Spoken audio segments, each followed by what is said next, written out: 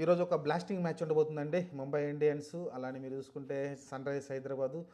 Extraordinary, ఎందుకంటే రెండు టీంలు కూడా ఒక మంచి మ్యాచ్ గెలుచుకొని ముందుకొస్తున్నారు కాబట్టి ఇద్దరు కూడా 4 పాయింట్లతో ఉన్నారు ప్రస్తుతాన్ని అయితే. మరి చూద్దాం మరి ఈరోజు మ్యాచ్ ఎవరు గెలుస్తారు. వాకండే స్టేడియం ముంబై, మనకు తెలిసిందే పాత స్టేడియం. మంచి బ్యాటింగ్ పిచ్ అంటున్నారు.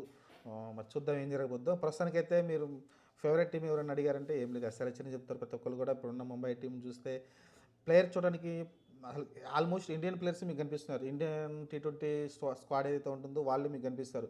మీకు ఎలా అంటే చెప్పిన తిలక్ వర్మ, సూర్యకుమార్ యాదవ్ వీళ్ళు ఇండియాకి ఆడుతూ ఉంటారు. అలానే మీరు చూసుకుంటే హార్దిక్ పాండ్యా ఇండియాకి ఆడుతూ ఉంటాడు. ఆ తర్వాత మీరు చూసుకుంటే బుమ్రా ఇండియాకి ఆడుతూ ఉంటాడు. రోహిత్ శర్మ ఇండియాకి ఆడుతూ ఉంటాడు.